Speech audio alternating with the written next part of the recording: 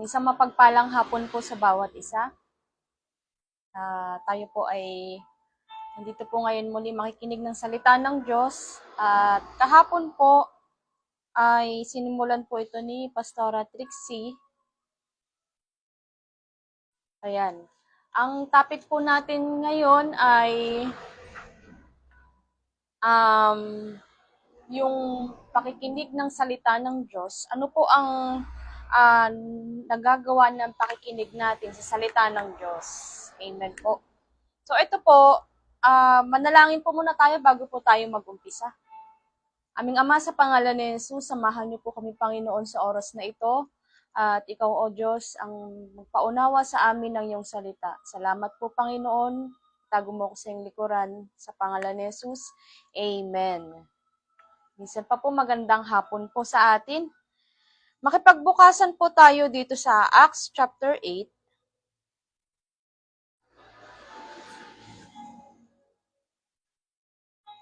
Ayan po. Sa Acts chapter 8 verse 4. Nangalat ang mananampalataya at saan man sila makarating ay pinangaral nila ang salita. Nagpunta si Felipe sa isang lungsod ng Samaria at pinangaral doon ng Mesiyas. Nang mabalitaan ng mga tao at makita ang mga kababalaghang ginawa niya, pinakinggan nilang mabuti ang sinabi niya, sapagkat ang masamang espiritu ay umalis sa mga taong inaalihan nito at sumisigaw habang lumalabas. Maraming lumpo at mga pilay ang napagaling, kaya't nagkaroon ng malaking kagalakan sa lungsod na iyon. Amen.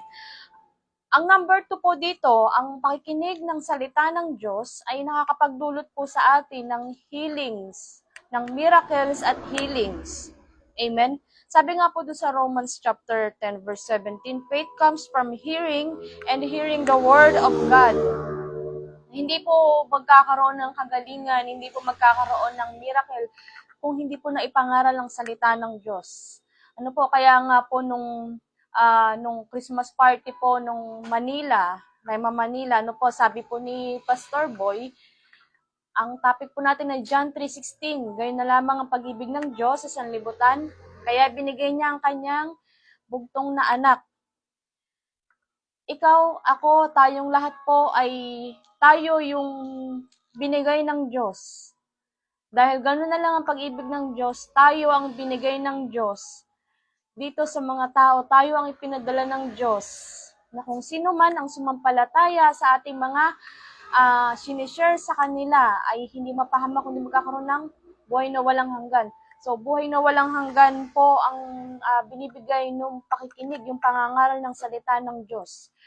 Ang buhay na walang hanggan ay sa langit pa po natin iyan mapapakinabangan. Ano po, although ngayon ay nakuha na po natin yung, meron na po tayong secured na po yung kaligtasan natin. Pero ang kailangan natin dito sa lupa ay kagalingan at miracle.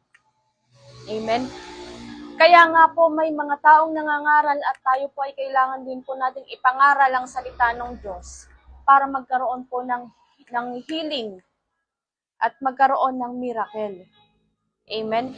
Dito po sa Bible, alam niyo po yung yung mga kwento ng mga pinagaling ni Jesus nung gumawa siya ng miracle.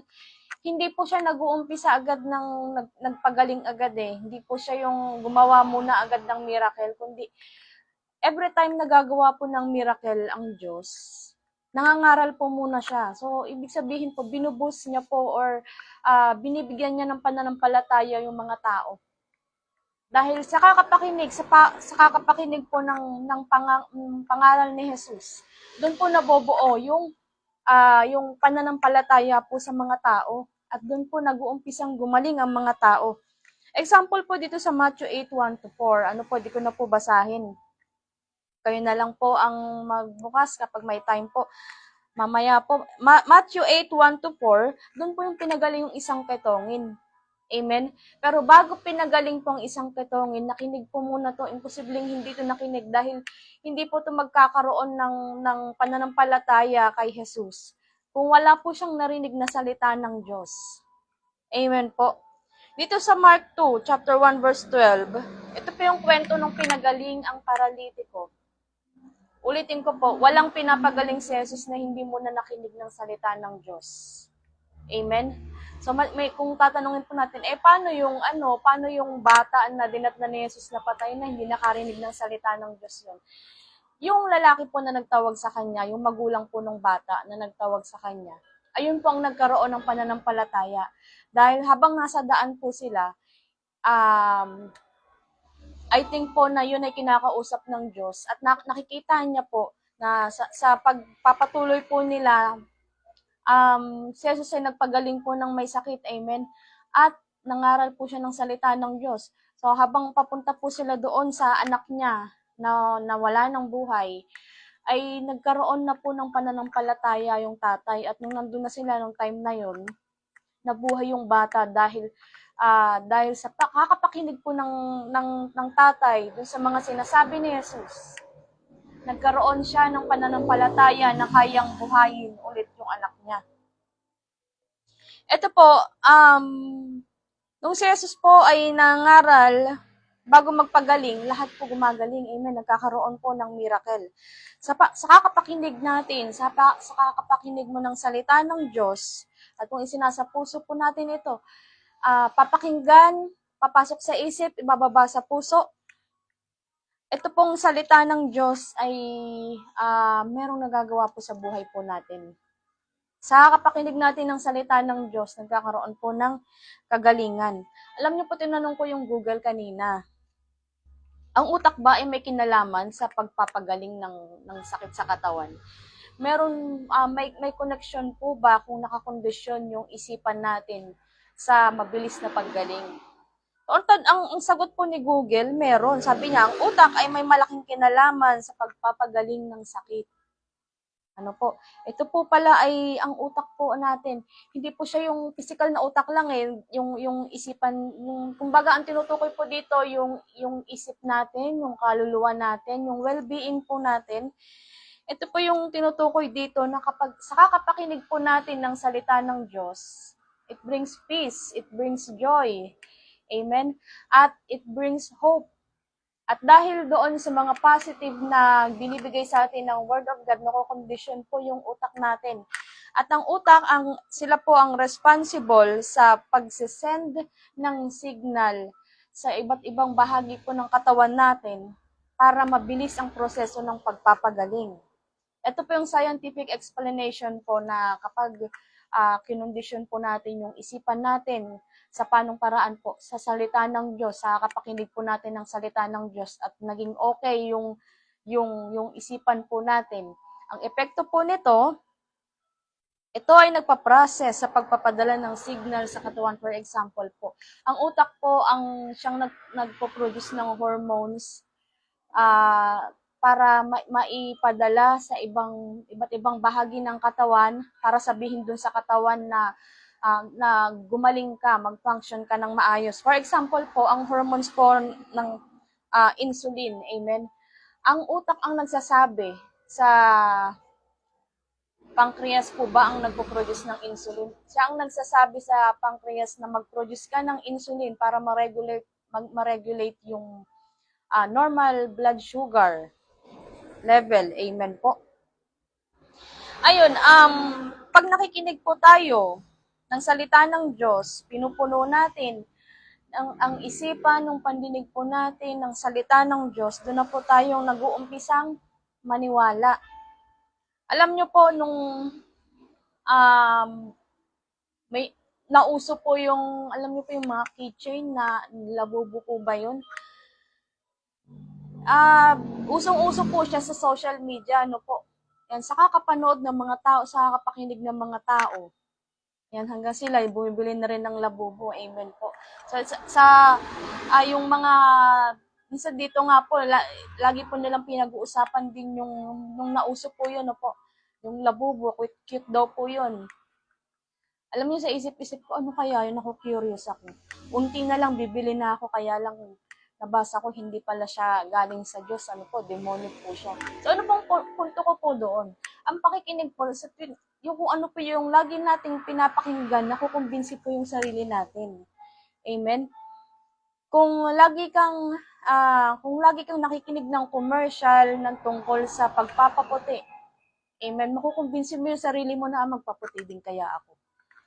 Amen. Pero kung tayo po ay lagi nakikinig ng salita ng Diyos about sa healing, about sa miracle, nakukumbinsi po natin yung sarili natin, nakukumbinsi natin yung utak natin, yung isipan natin na maniwala sa kagalingan hanggang sa mag-manifest po ito sa physical world po natin. Amen. Ayan, kapag nag-umpisa po tayong maniwala, doon po makakilos ang Diyos sa atin. Kasi hindi po pwedeng kumilos ang Diyos kahit gaano siya kakapangyarihan kung wala pong naniniwala sa Kanya. Yan. Ikondisyon po natin ang ating utak. Amen. Nandito na yung isip, yung kaluluwa natin, yung damdamin. Ulitin ko po, no, hindi po siya yung physical talagang utak natin. Sa pagkinig ng salita ng Diyos, ito ang mga nagagawa po niya. Kaya niyang pagalingin ang ating mga karamdaman at kaya niyang gumawa ng miracle. Amen. Ma-recall ko lang po yung pagpapakain doon sa 5,000. Amen. Ano po ang ginawa ni Jesus bago siya gumawa ng miracle? Ang una niya pong ginawa, sabi po doon, lumayo siya sa mga tao, medyo at nangaral para dumistansya po siya para mas marinig po siya. Amen. At nag-umpisa po siyang mangaral. At tignan niyo po kung gaano kapangyarihan ng salita ng Diyos sa kahit yung bata na sabihin natin walang kamuwang-muwang. Tayo nga po kapag bata, children ministry, palaro-laro lang yan, kwento-kwento lang ng David at Goliath, si Jonah, kwento-kwento lang tayo ng ganyan.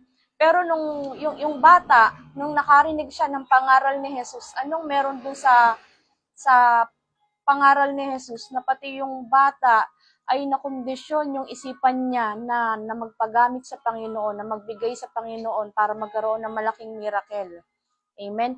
So sa kakapakinig po nitong bata, dahil inabot po sila ng hanggang gabi sa kakapakinig sa pangaral ni Jesus, doon siya nag-decide na ibigay yung 5 tinapay at 2 isda, doon nagkaroon ng miracle. Sa tingin po kaya natin, kung hindi nangaral si Jesus, ay magbibigay po yung batang yun, makukumbinsi po siya na ibigay yung baon niya. Sa tingin ko po, hindi, kakainin niya na lang po yun. Kasi bata po yun eh. Pero dahil sa nangaral si Jesus, napakinggan niya po yung sinabi ni Jesus, at naniwala yung bata na itong Diyos na to, itong Kristo na to nagsasalita sa amin ay makakagawa ng miracle. Kaya yung dala po niyang baon niya, binigay niya kay Jesus, kaya nakagawa po ng miracle, malaking miracle si Jesus. Amen po.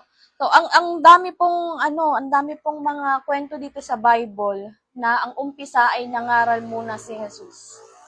Parang meron na po ba kayong alam na si Jesus ay hindi nangaral?